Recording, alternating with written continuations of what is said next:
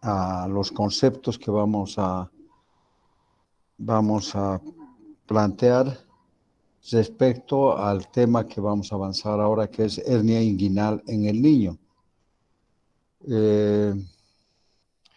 Yo he podido encontrar algunos conceptos, tanto en otros textos como a través del Internet, donde no he encontrado un concepto cierto, un concepto claro o real. Pienso que existe un error al tratar de definir lo que es una hernia inguinal en el niño. La hernia inguinal en el niño es muy diferente a la hernia inguinal en el adulto. La hernia inguinal en el niño se denomina hernia inguinal indirecta. La hernia inguinal en el adulto es una hernia inguinal directa. Vamos a ver a qué se debe esta diferencia, inclusive no solamente en el diagnóstico, en la técnica quirúrgica que se debe utilizar para poder resolver este problema, y también en el manejo general, en general. Y siempre comenzamos con esta diapositiva y luego algunos conceptos generales. Pero un poco vamos a cambiar. Aquí vamos a dar un concepto que ustedes lo deben tener presente y que han debido escuchar en sus clases de cirugía en anteriores semestres. Aquí tenemos un concepto en términos generales de lo que es una hernia. Hernia es la protrusión o salida de algún tejido a través de un orificio natural o por una debilidad en la pared de la cavidad en la que normalmente se encuentra contenido. Es un concepto general que no especifica en detalle cuál es el problema, ¿no? En el niño se debe a la persistencia total o parcial de un conducto, que es el conducto peritoneo vaginal, que es un conducto que se forma durante el descenso del testículo hacia el escroto. Y quiero que ustedes tengan muy claros estos conceptos. El testículo desciende desde el retroperitoneo hacia el escroto. Y al descender, agarra una porción del peritoneo, denominándose este peritoneo como divertículo peritoneal, y lo desciende hasta el escroto, haciendo de que existe una comunicación desde el peritoneo hacia el testículo. Este conducto debe cerrarse en el momento del nacimiento o antes, ¿ya? Y eso sería lo normal. El conducto peritoneo vaginal se cierra, constituyendo más tarde la vaginal o el proceso vaginal del cordón o del testículo. Pero, sin embargo, ocurre, como vamos a ver en estos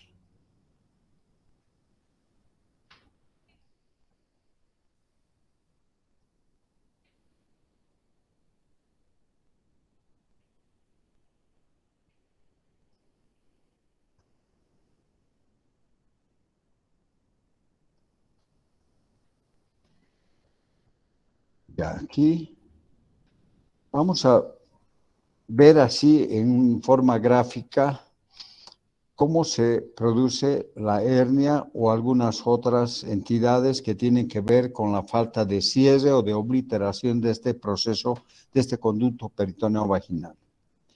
Tenemos que el testículo desde el retroperitoneo desciende normalmente hacia el escroto.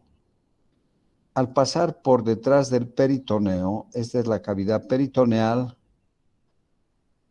agarra un divertículo peritoneal y desciende con él hacia el escroto, dejando un conducto que se denomina conducto peritoneo vaginal, que normalmente se cierra constituyendo luego el proceso vaginal que rodea al testículo. Esto es lo normal.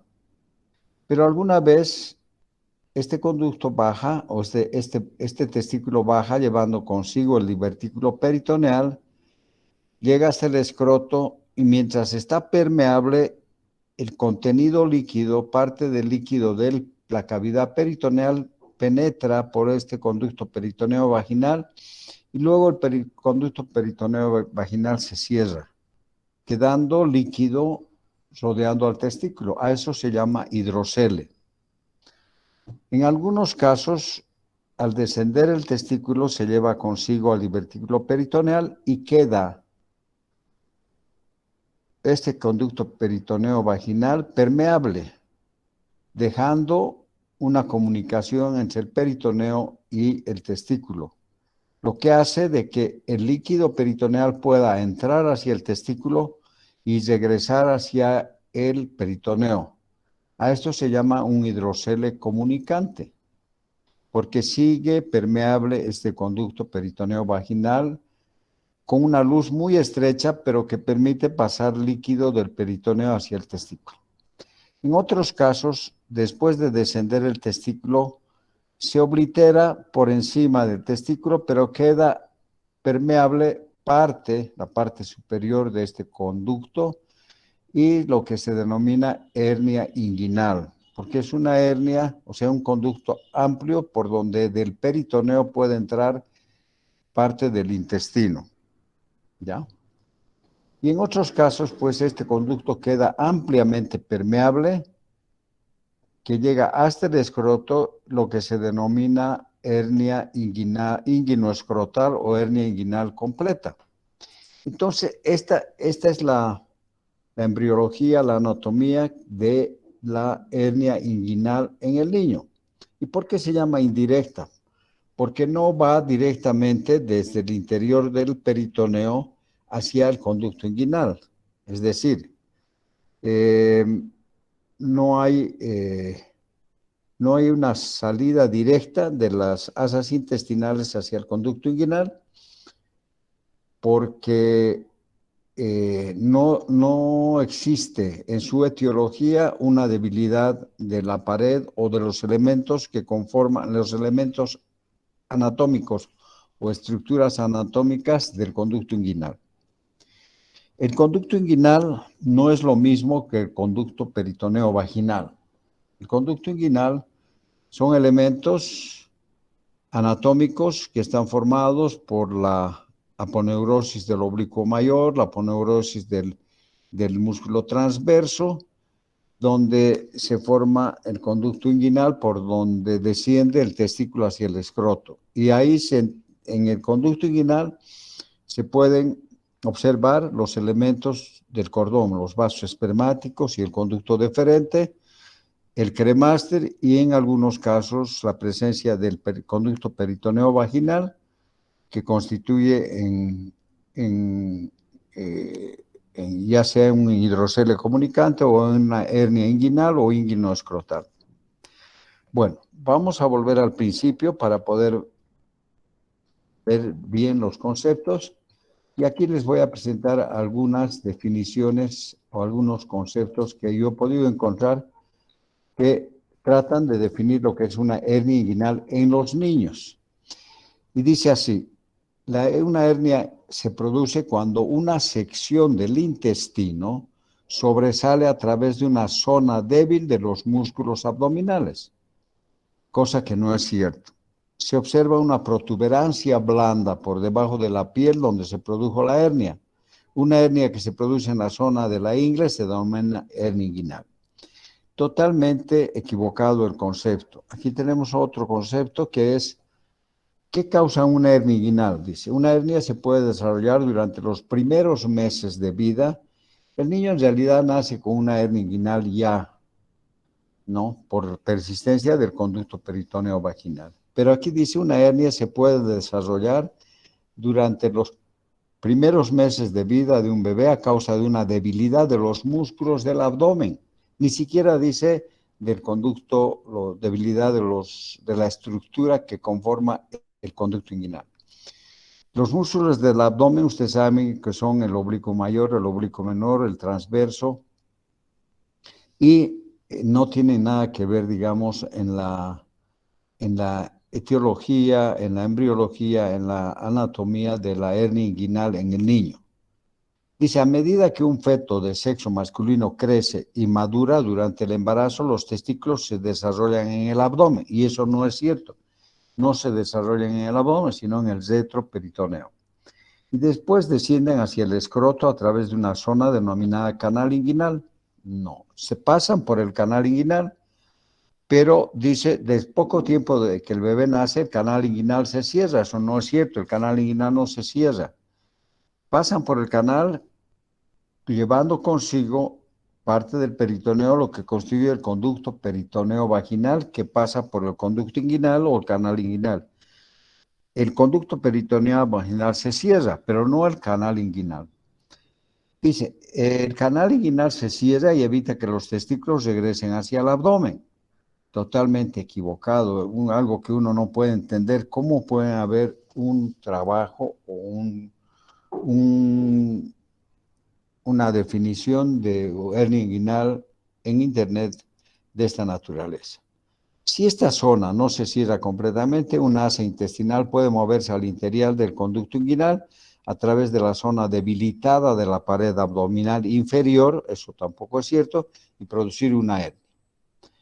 Bueno, dice, si bien las mujeres no tienen testículos, sí poseen un canal inguinal, por lo cual también pueden desarrollar hernias en esta zona. Eso es cierto, ¿no? Porque hay un conducto inguinal también en las mujeres por donde se produce la hernia inguinal o el quiste, que vamos a ver que tiene otro nombre. Bueno, aquí hay otro concepto que he sacado, ¿sí? Dime. Una duda. En el caso de los varones, la hernia inguinal se desarrollaría por el testículo, ¿no ve? Y en caso de las niñas, ¿cómo sería? En las niñas, ahorita les voy a mostrar, ¿no? El concepto de las niñas. Pero estoy hablando ahora, les estoy mostrando los falsos conceptos, los conceptos equivocados. Inclusive aquí hay una referencia que no es hernia inguinal en niños, ¿no? Del 3 de febrero del 2020. Dice, ¿qué es una hernia inguinal? Una hernia inguinal ocurre cuando los órganos o el tejido abdominal, imagínate, órganos o el tejido abdominal se forzan a través de una área débil de la pared abdominal. Eso no es cierto. Y pasan a través de esta pared. La pared abdominal está formada de grasa y músculo, dice, ¿no? Entonces, la debilidad de la grasa y el músculo serían los que darían origen a la hernia, pero eso no es cierto. Mantiene a los órganos en su lugar, esta grasa y el músculo, ¿no? La hernia podría contener líquido, tejido del abdomen o parte de un órgano como un intestino. Conceptos totalmente raros, equivocados. Bueno, este es el concepto de acuerdo a lo que les he explicado eh, con esos dibujos donde se ve el trayecto que recorre el testículo al descender hacia el escroto. Es retroperitoneal, pero al pasar al lado de la pared peritoneal, pues se lleva consigo un divertículo peritoneal hasta el escroto, logrando una comunicación del peritoneo hacia el testículo. Eso se llama conducto peritoneo vaginal. La persistencia de ese conducto es la hernia. Ahí se produce la hernia, el hidrocele, qué sé yo. Entonces tenemos la hernia inguinal infantil, corresponde a la persistencia del conducto peritoneo vaginal en el niño y en la niña del conducto de Nuco, ¿no? Que les voy a explicar en qué consiste. El defecto la hernia es congénita, defecto del desarrollo por su persistencia del conducto peritoneo vaginal en el hombre, saco y contenido persistente y persistencia del conducto de Nuco en la mujer.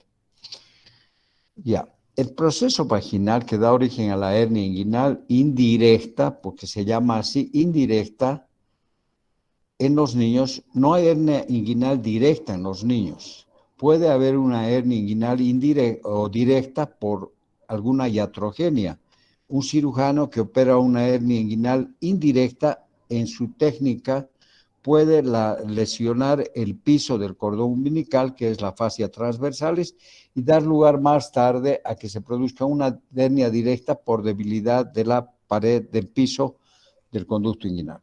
Bueno, pero el proceso vaginal que da origen a la hernia inguinal indirecta en el niño está presente en el feto en desarrollo a las 12 semanas. El proceso es un divertículo peritoneal que se extiende a través del anillo inguinal interno hacia el conducto inguinal y luego desciende hasta los testículos. Al descender los testículos en el séptimo u octavo mes de gestación, una parte del proceso se adhiere al testículo a nivel de su salida del abdomen y es traccionada hasta el escroto con el testículo. Esa sería más o menos la secuencia de acontecimientos que nos explican la formación de una hernia. Ustedes saben muy bien que los testículos en la bolsa escrotal es un parámetro que se utiliza para la determinación de la edad gestacional. Ya cuando ustedes lleven esa parte de atención al recién nacido, valoración del recién nacido y determinación de la edad gestacional, vemos que existen algunos tests o escalas como la de Usher, la de Bayard, la de Capurro, que toman en cuenta la presencia del testículo como signo de madurez, la presencia del testículo en la bolsa escrotal. Bueno, la porción del peritoneo o el proceso peritoneo vaginal que envuelve al testículo se convierte en la túnica vaginal. Normalmente es una túnica que rodea a los elementos del cordón y al testículo, pero está cerrado y se convierte en una túnica, pero cuando permanece abierto es un conducto que va a dar lugar a la hernia. El resto del proceso dentro del canal inguinal se oblitera, o sea, se cierra finalmente, eliminando la comunicación entre el escroto y la cavidad peritoneal.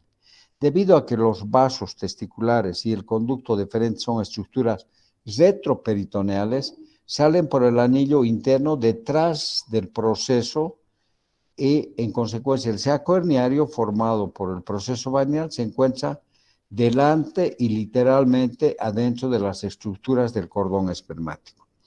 Porque al bajar el testículo se lleva al proceso vaginal, quedan detrás y por delante está el conducto peritoneo vaginal que va a dar lugar a la hernia. Bueno, entonces vemos que si existe al descender, queda permeable este conducto, virtualmente permeable, se puede producir entonces un hidrocele comunicante, es decir, la presencia de líquido en el testículo y aumento de volumen en la zona inguinal y en la posición, el niño en decúbito dorsal o cuando está dormido, el líquido retorna hacia el peritoneo, entonces hay una variación del tamaño del aumento de volumen de la región inguinal, lo que nos hace pensar en que es un hidrocele comunicante.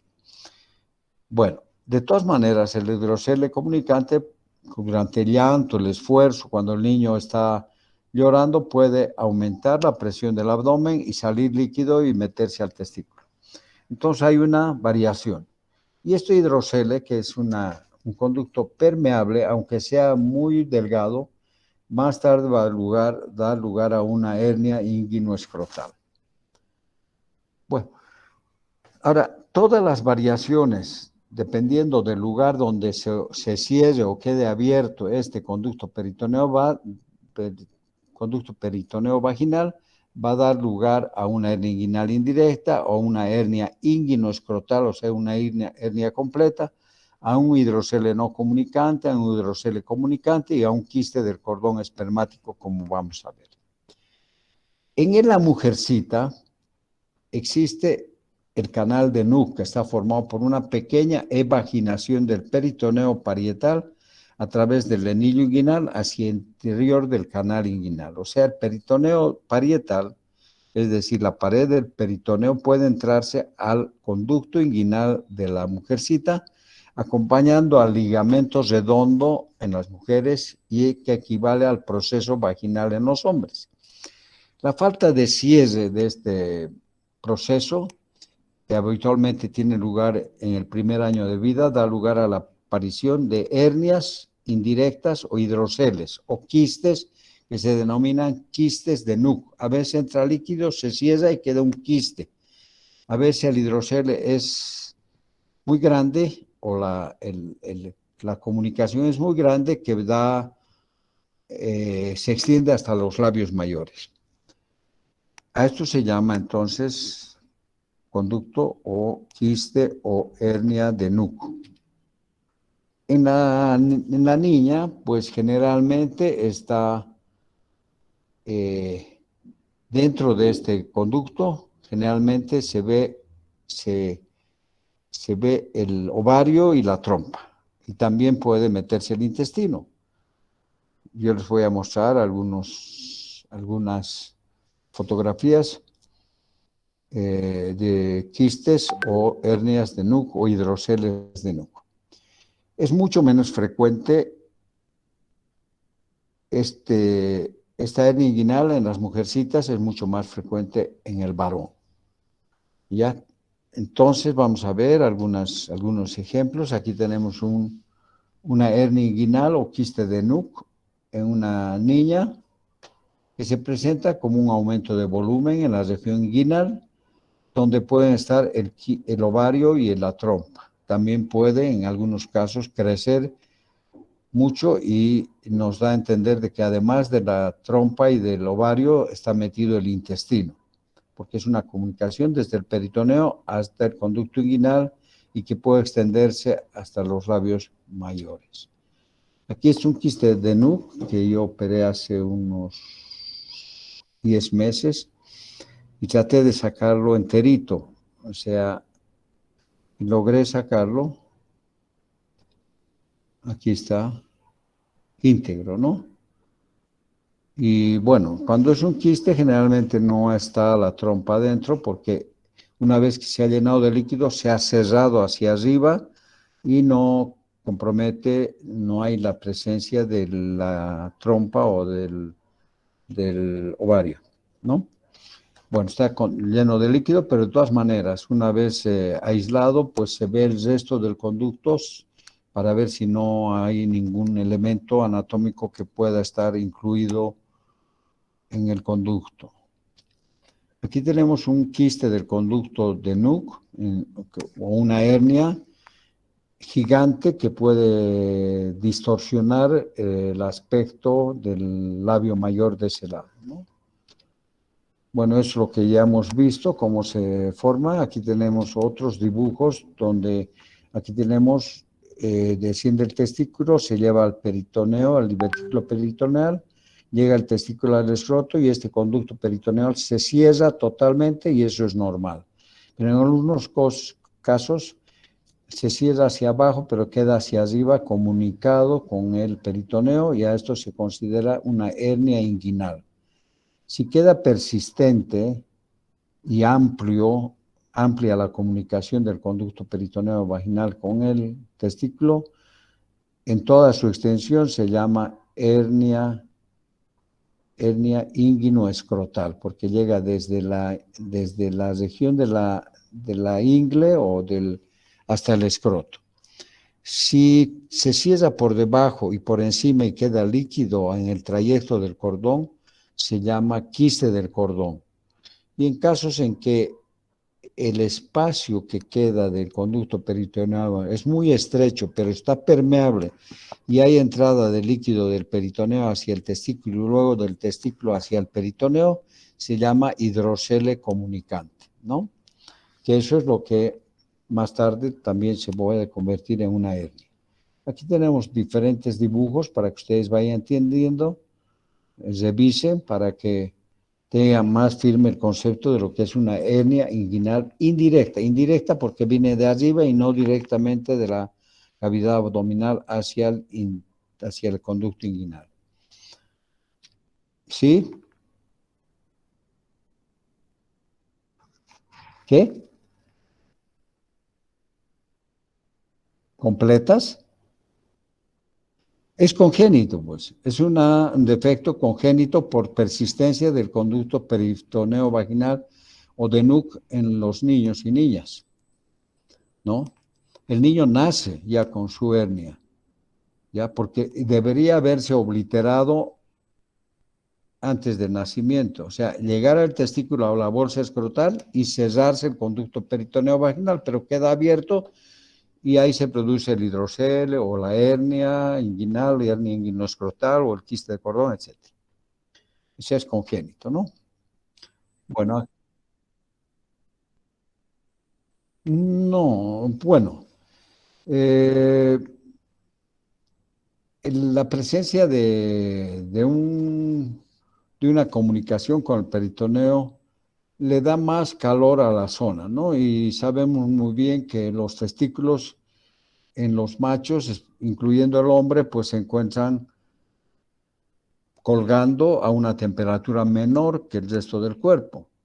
A una temperatura que sea igual a la del cuerpo, pues pueden dañarse los testículos. Pero en este caso no es muy frecuente de que haya esterilidad, ¿no? Ya eso vamos a ver cuando hablemos de criptorquidia, por ejemplo. ¿Ya? Aquí tenemos unos ejemplos también más gráficos donde vemos un, un, un testículo normal donde el conducto peritoneo se ha cerrado.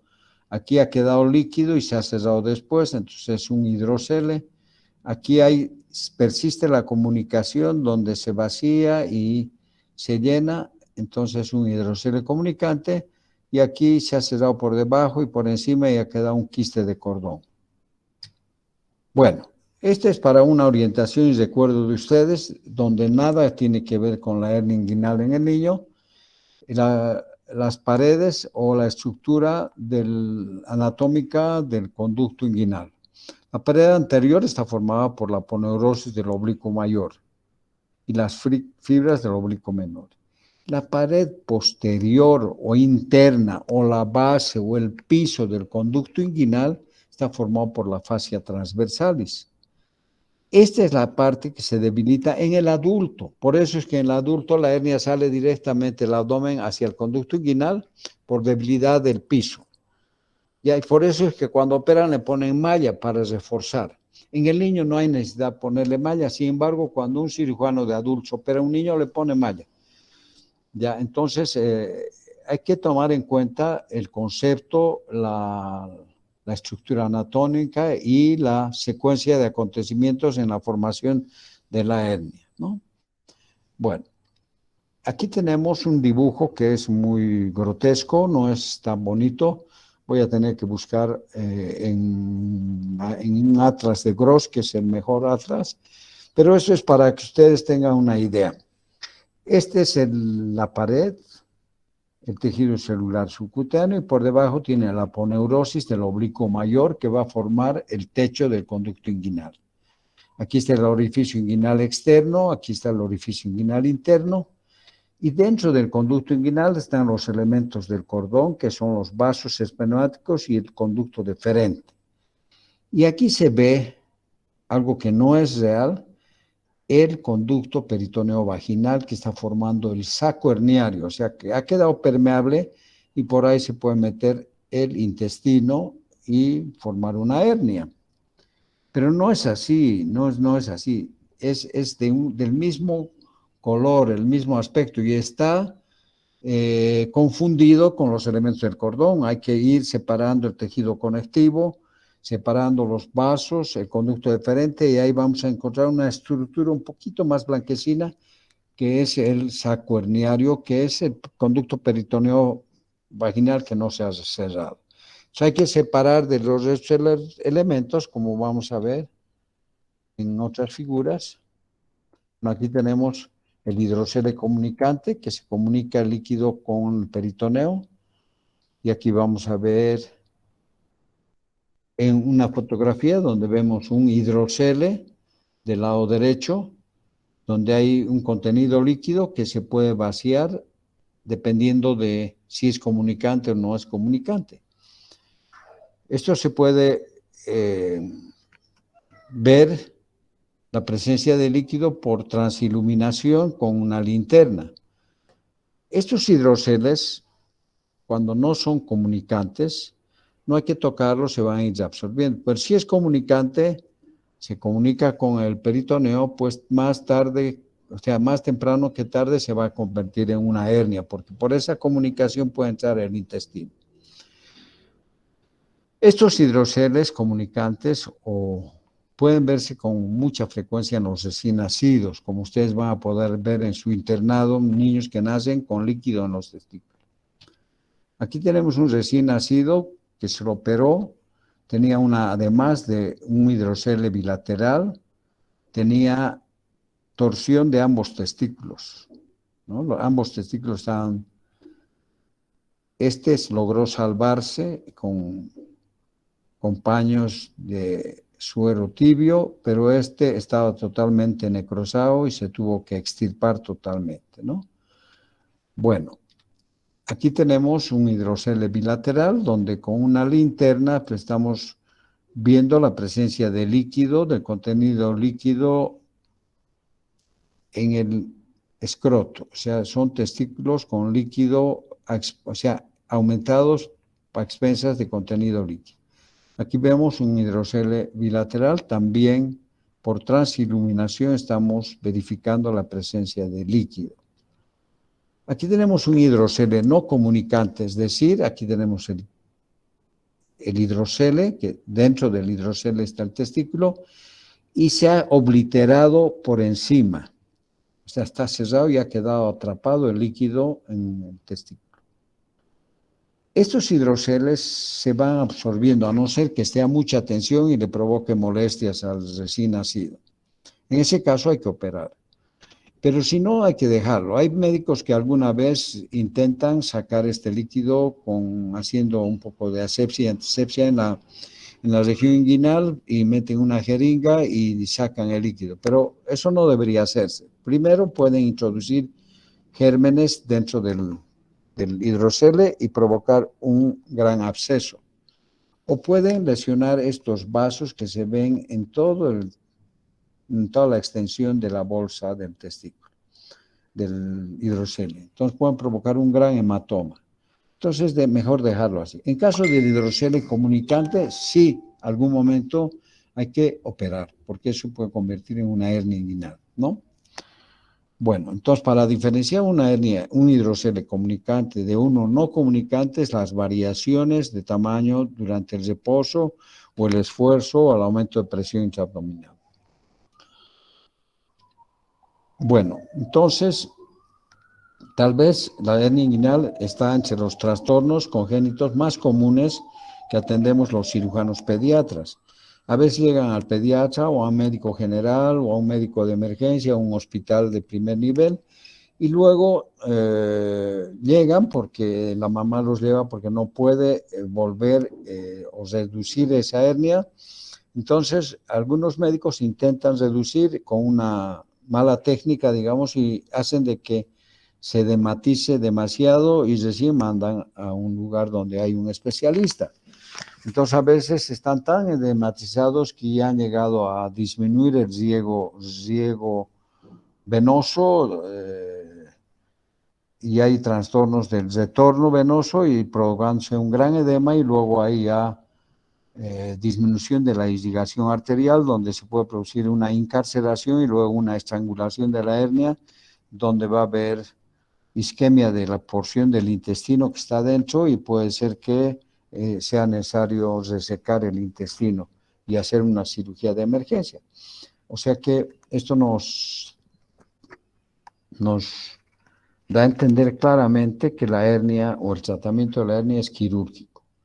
Y cuanto más antes se realice la cirugía, mejor, porque hay menos riesgo, porque de pronto de un momento a otro puede encarcelarse, estrangularse y ya la cirugía no se va a convertir en una cirugía programada, sino va a ser una cirugía de emergencia y con posible pérdida de un segmento del intestino o del testículo. Y en las mujercitas muchas veces da lugar a la pérdida del ovario o de la trompa de ese lado y de parte del intestino si es que se ha estrangulado, ¿no? Bueno, es muy frecuente, es más frecuente en niños prematuros, a veces con niños prematuros de bajo peso hay mucho más riesgo de estrangulación y es por eso que los cirujanos pediatras recomendamos que se haga la interconsulta para la reparación para una herniorrafia antes inclusive de que el niño recién nacido sea dado de alta junto con la mamá. Si es que hay una hernia evidente en el momento del nacimiento, se puede operar todavía con el niño y la mamá hospitalizados. Aquí tenemos una hernia inguinal indirecta en el niño, ¿no? Que es hernia inguinal porque no llega hasta el escroto, solamente queda hasta la región inguinal, donde hay un aumento de volumen, que eso es lo que, cómo se debe describir una hernia, aumento de volumen reductible, no reductible, dependiendo de si esa hernia entra suficientemente, o sea, sin necesidad de hacer ninguna maniobra grave, puede desaparecer, reducirse el intestino, entrar a la cavidad peritoneal. Bueno, aquí tenemos la misma hernia que hemos mostrado hace rato. Aquí tenemos una hernia inguinal izquierda que es menos frecuente, se presenta solamente en el 20% de los casos al lado izquierdo, es más frecuente al lado derecho. Y aquí tenemos en el lado derecho, y aquí vamos un gráfico donde se ve como por ese conducto peritoneo vaginal permeable, que es el conducto que llega a constituir el saco herniario, se mete el intestino y es lo que constituye la hernia inguinal. Ahora, Doctor, disculpe. ¿A qué sí, se debe que sea más frecuente en el lado derecho que en el izquierdo? eso está establecido así, ¿no? Puede ser que exista alguna razón, pero yo la verdad es que no te podría decir exactamente por qué es más frecuente al lado derecho que en el lado izquierdo, ¿no? Pero también puede existir una hernia bilateral, también en un 20% de los casos, 20% al lado izquierdo y el 60% de los casos es en el lado derecho. Averigüen ustedes, lean, busquen y si encuentran algo que tenga que ver con la mayor frecuencia al lado derecho, pues me cuentan, ¿no? Yo también voy a ver, ¿ok? ¿Está bien? Sí, doctor. Está bien, doctor. Bueno, aquí tenemos una diapositiva donde habla simplemente en esta diapositiva lo que es la hernia inguinal directa, o sea, la hernia en el adulto, ya por debilidad de la pared posterior o piso del conducto inguinal. Entonces, generalmente se ven personas que hacen mucho esfuerzo físico, personas que en su trabajo tienen que alzar cosas pesadas, como aquellos que se ocupan de su trabajo es ayudar a trasladar muebles cuando la gente se traslada de domicilio, gente que trabaja en los puertos cargando cosas, aquellos que hacen físico-culturismo levantando pesas, puede haber una debilidad y salir el intestino, meterse al conducto inguinal, ¿no? A eso se llama... ¿Qué? Más despacio. Muy fuerte está tu... Doctor, Sí, dime. estaba leyendo que dicen que el derecho es más común porque tal vez el testículo derecho es el que desciende después. ¿Puede ser un motivo?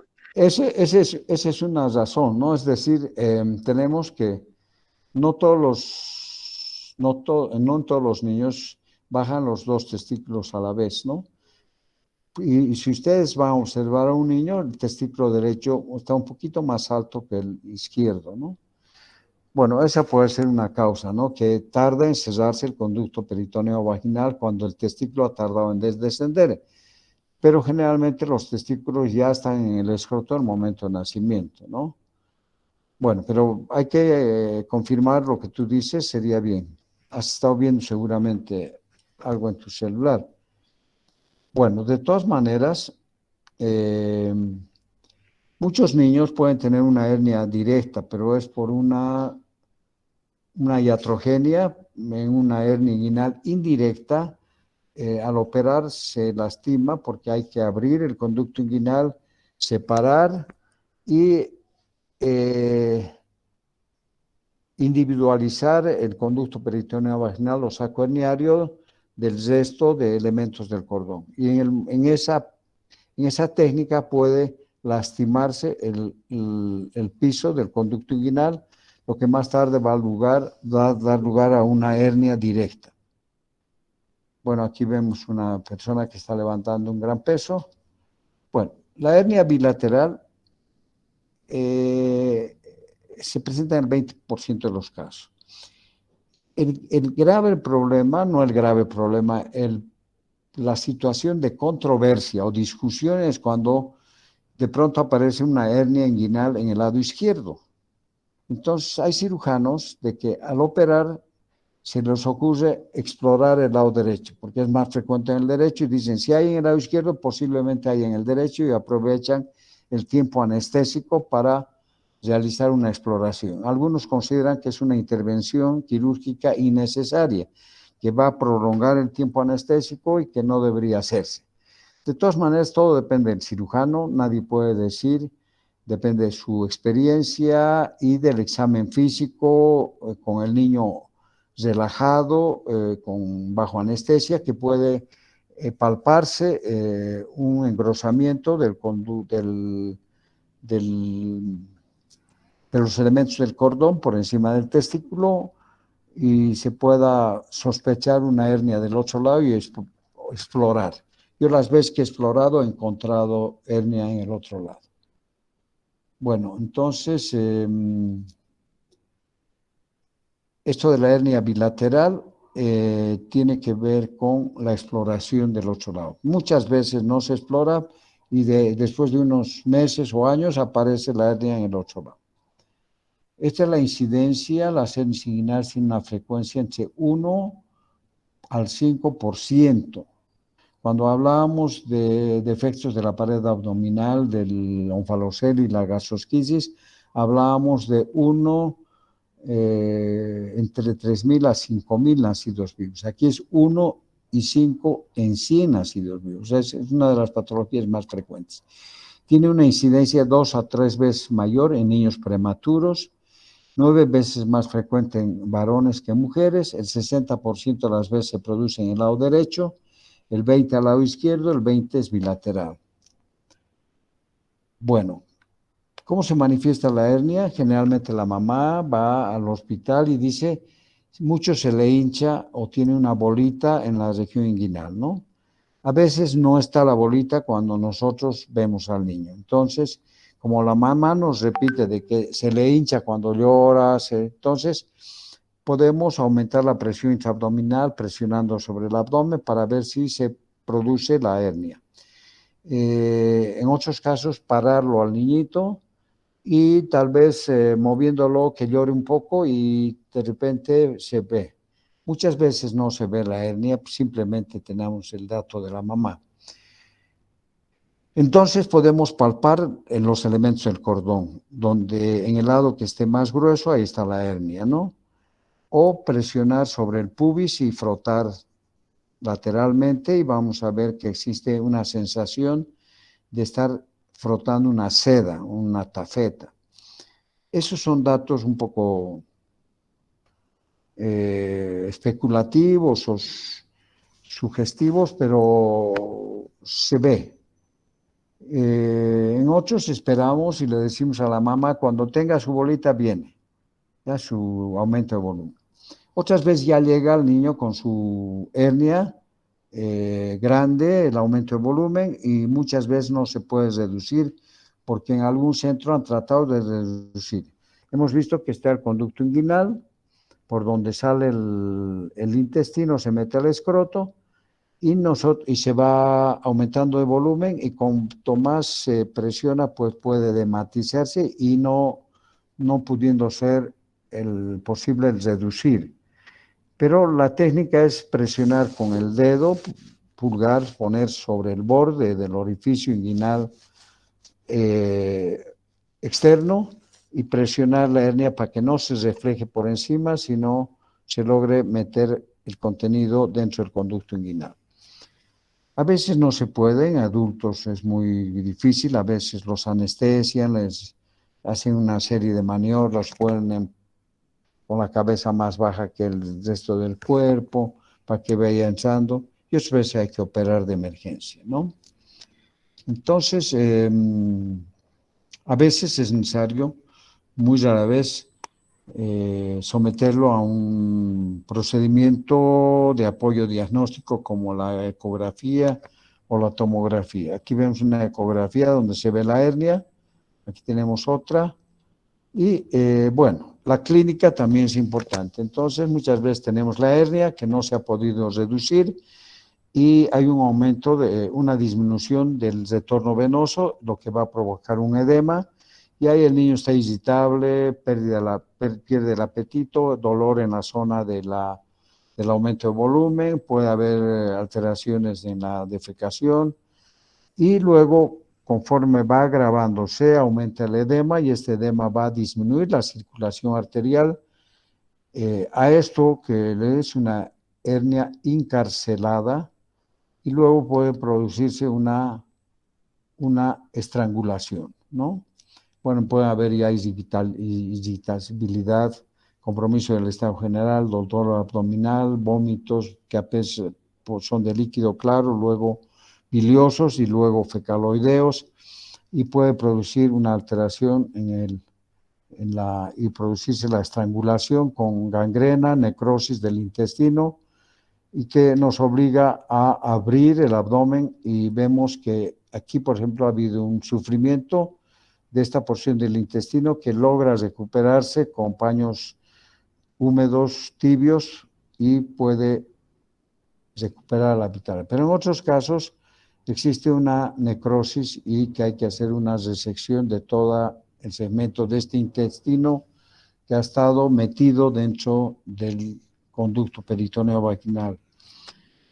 Bueno, entonces esas son las secuencias y las complicaciones que pueden presentarse, que hacen que tengamos que pensar, a veces los papás por falta de dinero pues no hacen operar a los hijos, otros porque tienen miedo, y hay gente que le dice, no, se le va a pasar, friccionar, le pongo un calzoncillo elástico, o ponle esta cremita, o darle un besito ahí. No, nada de eso es bueno, ¿no? El tratamiento es quirúrgico.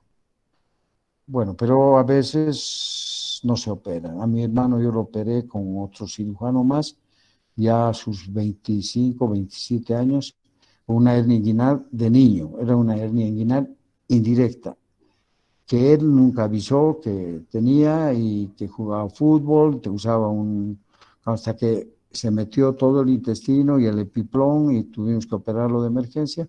Felizmente no hubo que resecar el intestino, pero era una hernia inguinal gigante, que era el conducto peritoneo vaginal, y logramos meter el intestino a la cavidad peritoneal y resecar todo el conducto peritoneo vaginal, o sea, el saco herniario hasta el orificio inguinal interno, abriendo lógicamente el conducto inguinal, y no tuvimos necesidad de poner malla porque no había ninguna debilidad de la pared. Y mi hermano ya tiene 40 y tantos años, casi 40 años, y sigue jugando fútbol y nunca ha tenido ninguna complicación, ninguna recidiva de su hernia, pero los cirujanos de adultos, si operan a un niño, le ponen malla, y eso no es necesario, ¿no? Bueno, entonces el tratamiento es quirúrgico, puede ser una cirugía abierta y la otra cirugía laparoscópica. Yo considero que en el niño debe ser cirugía abierta, porque el defecto está hacia flor de piel, o sea, debajo de la piel y el celular está el conducto inguinal, se abre y está la hernia ahí. Hay que separar los elementos del cordón del saco herniario, cosa que no se puede hacer con cirugía laparoscópica, porque no se puede abordar el conducto inguinal. Es una debilidad de la pared intestinal, del piso de la pared del conducto inguinal. Sí, se puede abordar en forma laparoscópica, viendo la debilidad del piso del conducto inguinal que va a estar por encima del peritoneo, por donde va a entrar el intestino. Entonces ahí se pueden poner puntos de reforzamiento y luego poner una malla, ¿no? Bueno, entonces aquí tenemos más o menos unos dibujos medio feos, pero este es el conducto inguinal. Una vez que uno ha abierto la piel, el tejido celular, vemos una estructura como cuando, no sé si han echado por un apéndice, abrimos la pared del tejido celular e inmediatamente vemos la aponeurosis del oblicuo mayor, donde tiene un aspecto medio nacarado, ¿no? Medio un poco diferente.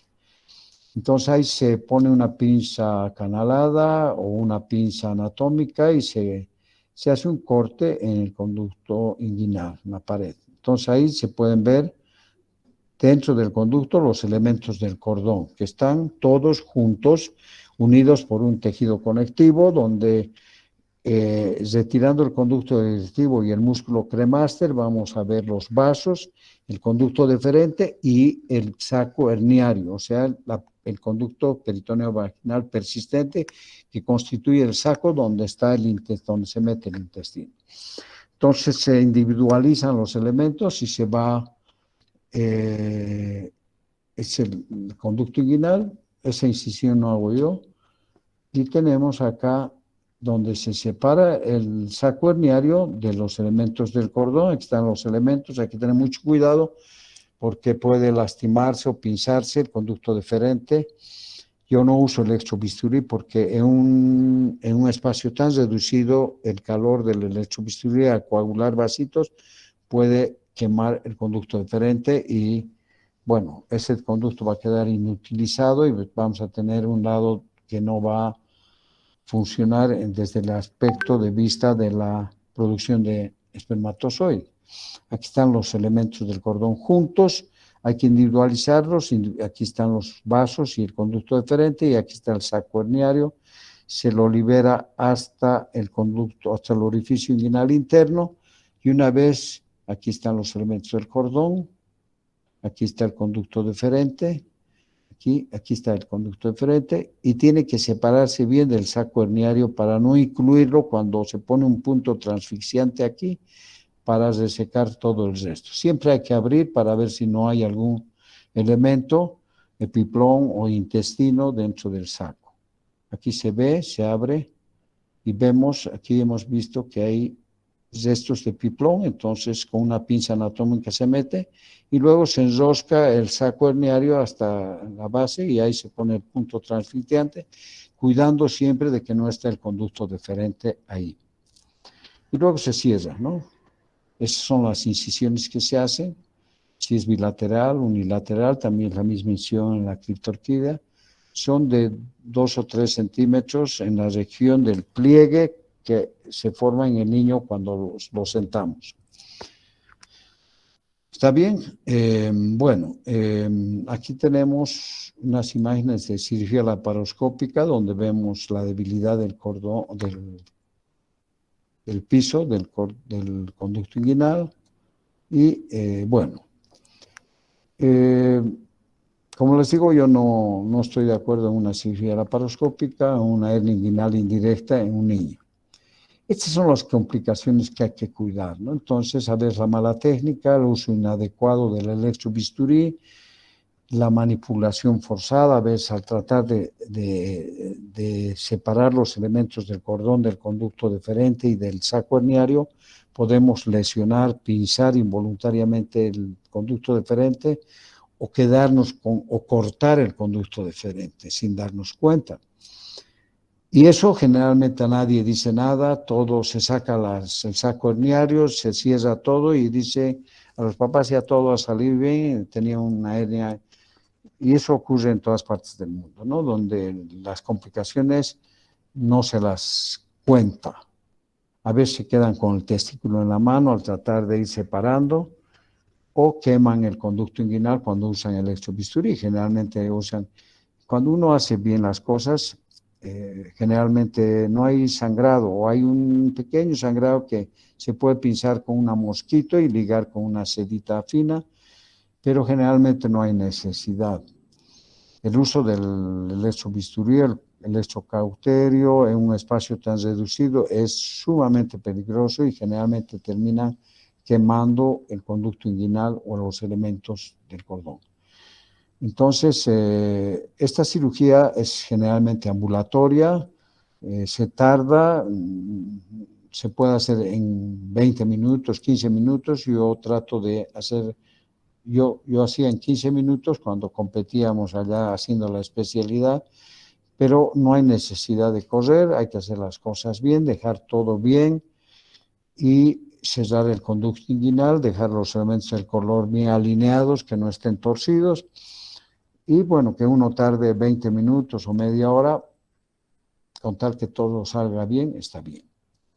Hay personas, médicos que dicen, yo confiaría mi vesícula y a 100 o 1000 cirujanos, ¿no? Pero mi conducto inguinal, conozco uno o dos en los que confiaría. Y tienes razón, ¿no? Aquí tenemos Genich Ogilvy. Dice, yo conozco más de 100 cirujanos a quienes permitiría alegremente que operaran mi vesícula, pero solo uno o quizá dos a quienes dejaría exponer mi canal inguinal. Por esta situación del riesgo con elementos nobles que son parte del conducto de los elementos del cordón. Bueno, ¿alguna pregunta, alguna duda?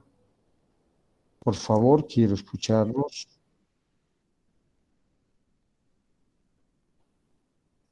Bueno, mira, yo te digo que generalmente, ¿quién me está hablando? Esther Eufronia, Rocabado. Ya, yo opero, hay que operar con un anestesiólogo pediatra. No siempre puedes tener acceso, pero yo trabajo con un anestesiólogo pediatra, con varios, que si uno está ocupado puedo pedirle a otro que me dé anestesia. Cuando se opera con un anestesiólogo general, generalmente el niño después de la anestesia queda dormido, con escalofríos, con vómitos, y se prolonga el efecto de la anestesia durante varias horas. Cuando yo opero con mis anestesiólogos pediatras, pues termina la cirugía, se va a su cama, yo me quedo en quirófano haciendo el protocolo operatorio, las órdenes médicas, y cuando bajo a la sala del niño, el niño está saltando en la cama jugando, ya cantando, jugando. O sea, yo estoy dando el último punto y el niño está despertando. Está un rato el niño, bueno, con NPO, o sea, nada por vía oral, durante 1 hora o 2, para evitar un estado nauseoso, tal vez el niño vomite, pero a las 2 horas ya puede estar tomando una dietita líquida y se va a la casa. Y en la casa, tal vez una dieta blanda, un poco fraccionada al principio y después normal. Y bueno, se lo ve al niño, puede hacerse un controlcito si uno ha tenido alguna dificultad al día siguiente o a los 2 días. Y generalmente uno lo ve para retirarle los puntos. Generalmente es una sutura intradérmica donde se jala el hilito y queda una línea. Listo, ¿no? En los recién nacidos que se decide operarlos antes de que la mamá salga de la maternidad o de la clínica o del hospital, tal vez porque son recién nacidos, algunos prematuros pueden quedarse unos 2 días en observación, ¿no? Pero generalmente es una cirugía ambulatoria que no requiere ni siquiera, bueno, una vía para administrarle algún medicamento, generalmente un analgésico, un antiinflamatorio, y con eso es suficiente, ¿no? No sé si está contestada tu pregunta. Ya. ¿Quién quiere hacer otra pregunta? Doctor, ¿La hernia puede afectar la vida reproductiva de un niño? Ya. ¿Quién me ¿Habla? Maribeth, doctor. ¿Mm? Maribeth, Maribeth Solís. sí. Dime, Maribeth. ¿Puede afectar en la vida reproductiva del niño? O sea, llevarlo a una esterilidad. No, como les decía, no existe. Tal vez si uno lesiona el conducto deferente, ¿no? Podría inutilizar el lado ese que he operado, ya sea por pinzamiento del cordón, quemar el cordón o mala técnica, lo puedo seccionar el cordón, ¿no? Sin darme cuenta. Pero esterilidad no. Tal vez en esos casos se inutilice ese lado, pero el otro lado puede compensar, ¿no? Ya, Ya. doctor. ¿Cuál es la esterilidad de la mujer, doctor? ¿Qué? Los mismos riesgos para con la No, mujer. en la mujercita puede estar, generalmente está incluido el ovario y la trompa. A veces hacen cuerpo con el saco herniario. Entonces hay que recortar el saco tratando de separar el ovario y la trompa y meterlo en la cavidad peritoneal y luego retirar el saco, ¿no? Si hay una estrangulación o uno se demora en hacer el diagnóstico o la cirugía, puede meterse el intestino y estrangularse ahí.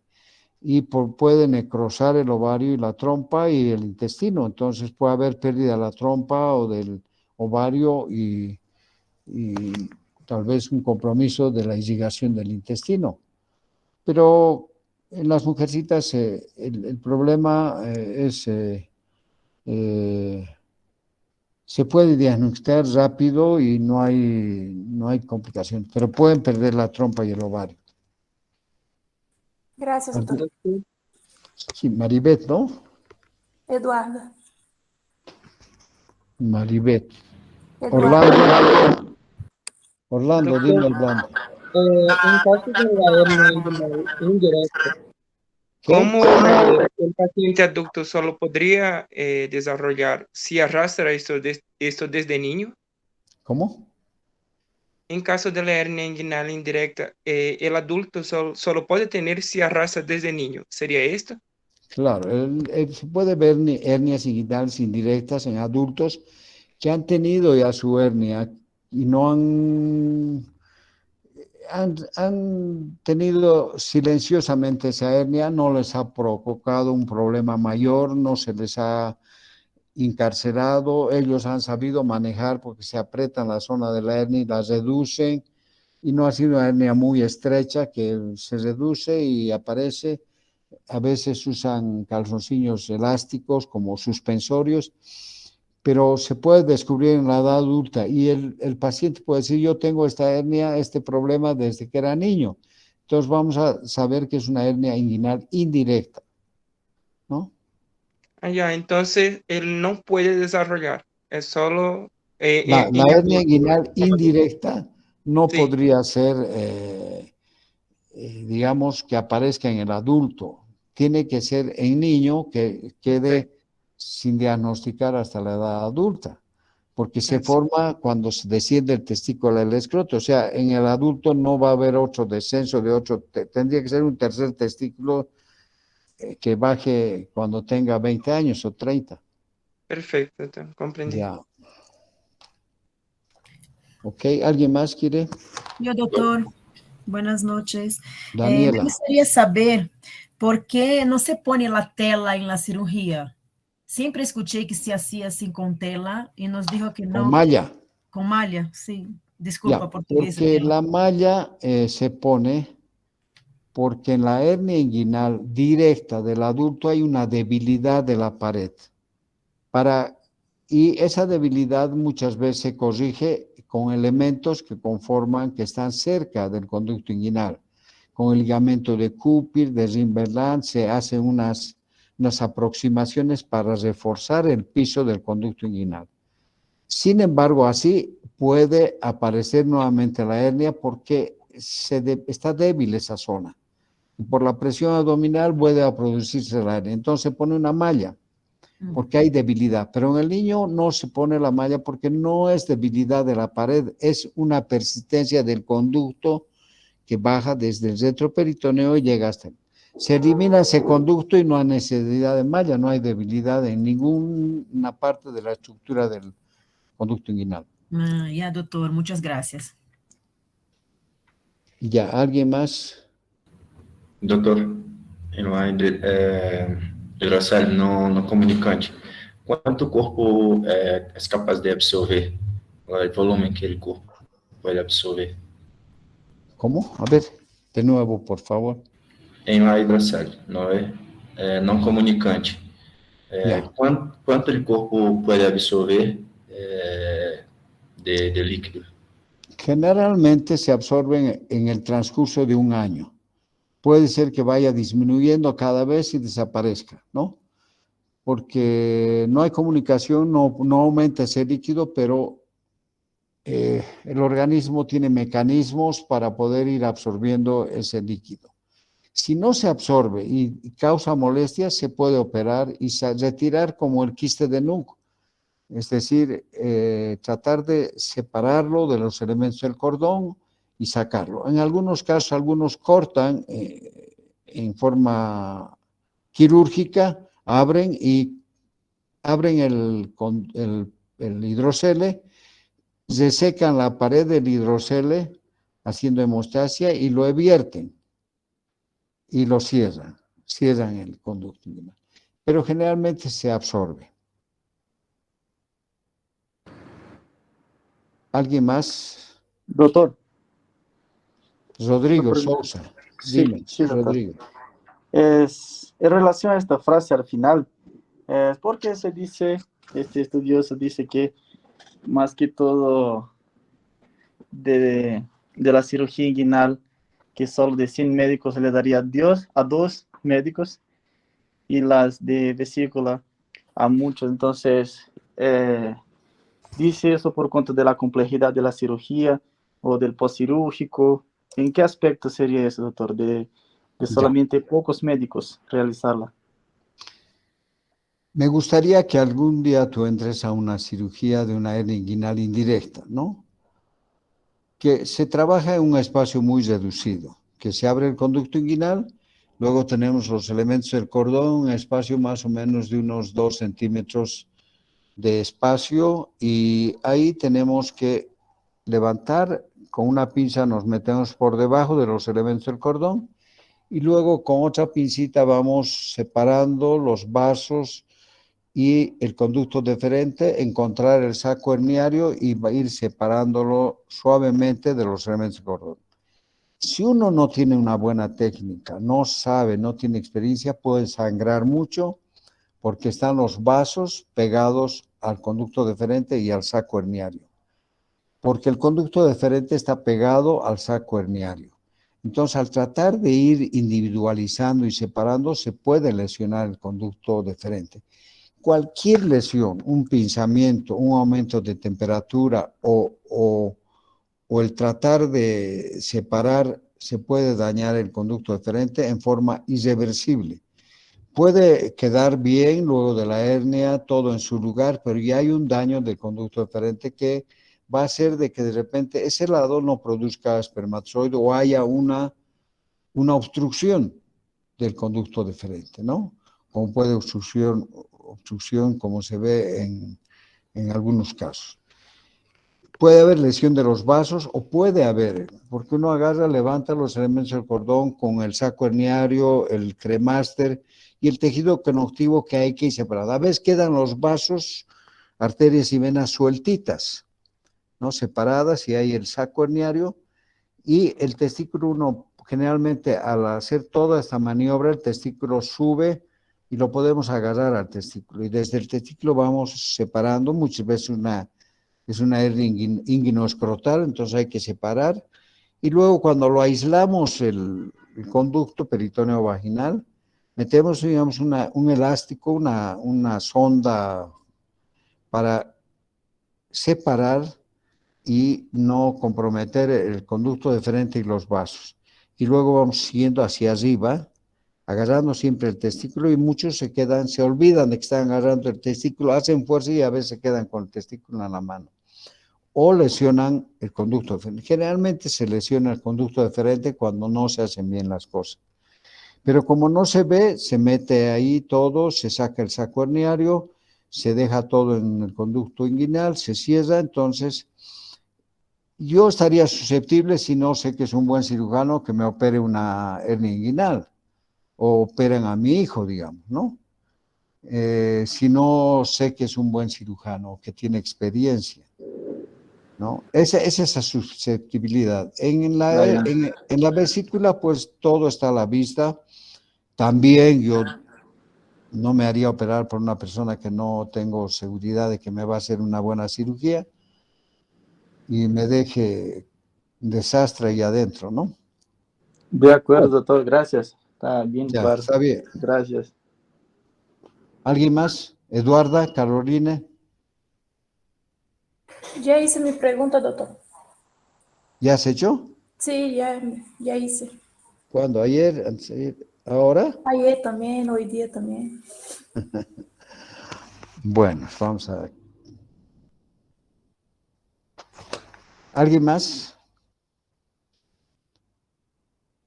Tenemos todavía cerca de 7 minutos, parece. Hemos terminado Doctor, muy rápido. Tenemos 13 minutos. A ver. solo quería aclarar si hay algún límite de cantidad de líquido que el cuerpo pueda reabsorber en caso ¿Del hidrocele? de la hidrocele. No, pero la cantidad de líquido no llega a 10 ml. No es un aumento de volumen extraordinario, simplemente se ve que hay líquido en el testículo, se puede comprobar por transiluminación. A veces está a tensión, pero no debe haber más de 10 centímetros o menos de líquido, ¿no? Inclusive con 10 ya estaría a tensión, pero no es como para decir, bueno, aquí puede ahogarse este niño, ¿no? Con tanto líquido, no, una pequeña cantidad. ¿Está bien, Orlando? O Sí, doctor, gracias. ya. Ya, ¿alguna otra persona? ¿Algún alumno que quiera hacer alguna pregunta?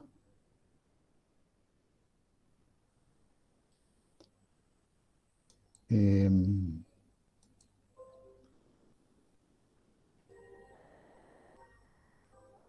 Nadie más. Bueno, todos los que han participado van a tener un punto, algún poco más de nota, ¿no? No solamente preguntar, sino participar. A mí me ha gustado esa persona que me ha preguntado por qué es más frecuente al lado derecho que al lado izquierdo, si hay alguna explicación razonable y que luego alguien me haya contestado y me diga que tal vez sea porque desciende muy después el testículo derecho hacia la bolsa escrotal. Es una explicación razonable. Entonces, eso es lo que yo quiero ver en ustedes. Inquietud para explicarse las cosas, no quedarse con la duda y nunca saber por qué. Entonces, bueno, quiero agradecerles por su participación. Ya tenemos, no sé si va a haber posibilidad de revisar el quinto tema que debería entrar al examen, porque son 5 temas generalmente. Todavía queda este tema, yo tengo que dar el día miércoles al otro grupo y de ahí el jueves no tenemos clases y el viernes ya es el examen. O sea que no va a haber oportunidad de avanzar el quinto tema, a no ser que yo tenga alguna instrucción de la universidad para que yo grabe el tema y se los pase, pero con tiempo para que ustedes puedan estudiar y de ese modo en el examen sean los 5 temas que generalmente están junto con 5 temas de las otras docentes. Yo con tiempo les voy a avisaros. Si ustedes saben algo, me avisan, ¿no? Estos feriados han evitado de que nosotros completemos los 5 temas. No sé si las doctoras han avanzado 5 temas, no creo. Bueno, entonces, si no hay nada más que hablar, nos vemos seguramente para el examen o tal vez para el quinto tema. Agudo, ¿no? Bien, doctor. Está bien, doctor. Ya, está bien, doctor. Muchas gracias, doctor. Gracias, doctor. Gracias, doctor. Hasta luego. Escúcheme a ver, escúcheme antes de que se vayan. Pónganse de acuerdo. Yo puedo pasarles el quinto tema, una grabación, Sí, o, doctor. o simplemente sean 4 temas, pero el segundo parcial van a ser 6 temas, ¿no? Esa sería... ¿Nos puede dar una clase asincrónica, doctor? Voy a ver yo si podemos dar a los 3 grupos el quinto tema, pero donde yo pueda compartir con ustedes, como estamos haciendo ahora, ¿no? Porque el quinto tema es abdomen agudo y tiene que ver con algunas patologías que seguramente ustedes no conocen. Sin embargo, en ese tema de abdomen agudo, vamos a revisar abdomen agudo en el recién nacido.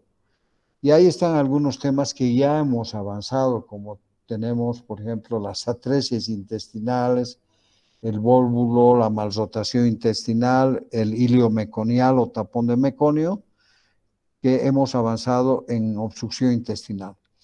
Pero hay otras patologías más que son nuevas y en abdomen agudo en el lactante, pues tenemos algunas patologías que ustedes deben conocer, como la invaginación intestinal, como la estenosis hipertrófica de píloro y tal vez la imperforación anal. Y luego tenemos el abdomen agudo en el niño mayor, que ya son patologías que son iguales o similares al abdomen agudo, a las que se presentan en abdomen agudo en el adulto, apendicitis, divertículo de Meckel, quiste de ovario, y qué sé yo, todas esas cosas, ¿no?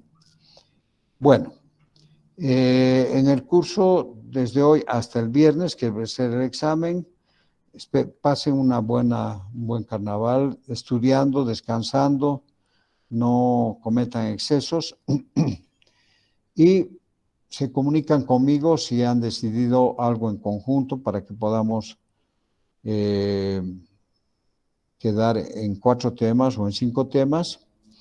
De todas maneras, yo voy a estar el miércoles pasando clases con el último grupo. El jueves tenemos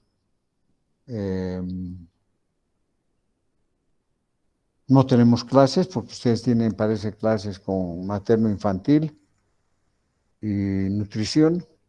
Y el viernes ya es el examen, o sea que no hay tiempo, ¿no? Bueno, que disfruten este fin de semana largo y hasta el miércoles o hasta el examen.